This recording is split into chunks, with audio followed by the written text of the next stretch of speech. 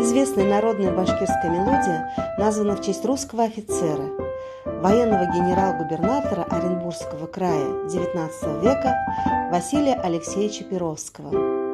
Попробуем понять, как складывались взаимоотношения между губернатором и башкирами, какими качествами он обладал, почему башкиры с почтением и уважением относились к нему. Башкирский народ составлял большую часть населения Оренбургского края. За период правления губернатора условия жизни башкир значительно улучшились. Башкиры с давних времен занимались скотоводством, земледелием, бортничеством. Перовский способствовал и помогал развивать эти направления. К примеру, 300 ребят-башкир были отправлены на учебу в разные города России. В результате после возвращения ребят был отстроен конный завод, создавались образцовые пасеки, расширилась добыча полезных ископаемых, открыты золотые прииски. Прииски приносили большой доход башкирскому войску. Часть дохода была направлена на обучение башкирских детей в русских учебных заведениях, на содержание школ и больниц. Башкиры обязаны были нести военную службу, участвовали в различных военных походах и сражениях.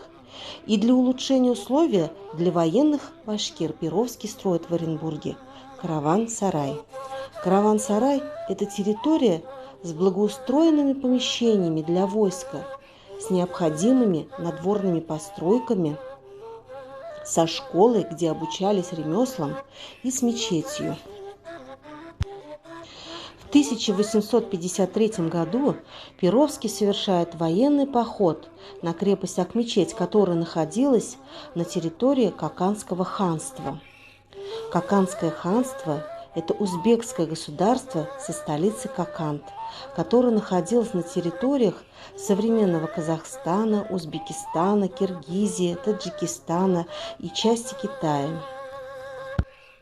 Стены крепости были 8-метровой толщины.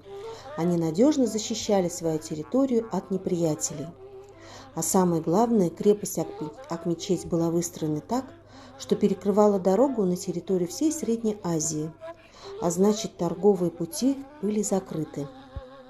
Соседний кочевой народ, казахи, были не защищены от набегов и провокаций недружелюбного Каканского ханства, которые организовывали военные походы на кочевья, аулы казахов, угоняли скот, воровали людей, продавали их в рабство.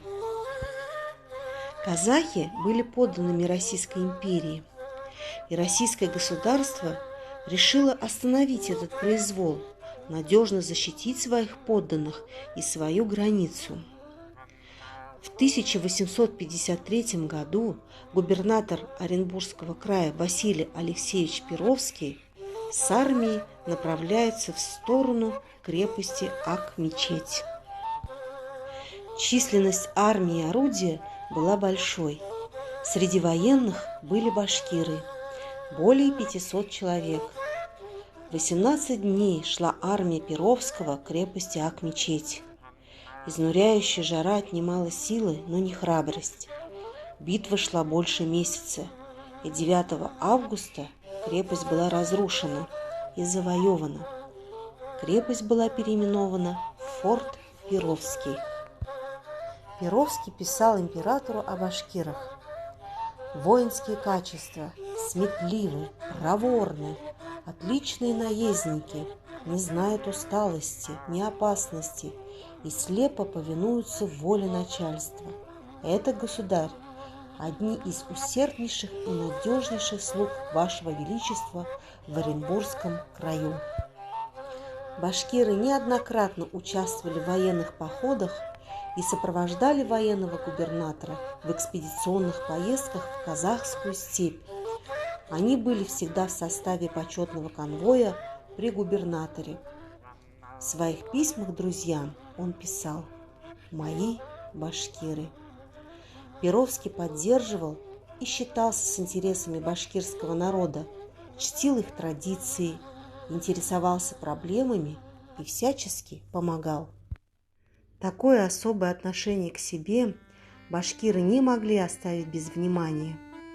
А в честь победы участник военных действий у крепости Акмечеть, кураист и башкирский поэт-импровизатор Махмуд Сясян сочинил мелодию, сыграл ее Перовскому, в честь которого был назван наигрыш. Участник военного похода на Акмечеть Юсуф Карамышев по одной из версий поставил военно-охотничий танец с названием «Перовский». Приблизительно в 50-е годы XX века танец был усовершенствован и переименован в «Охотник». Перовский уважал и ценил башкирский народ, а природа Башкирии его покорила. На землях Башкирии были построены 2 резиденции для Перовского, где после нелегкой работы он любил отдыхать.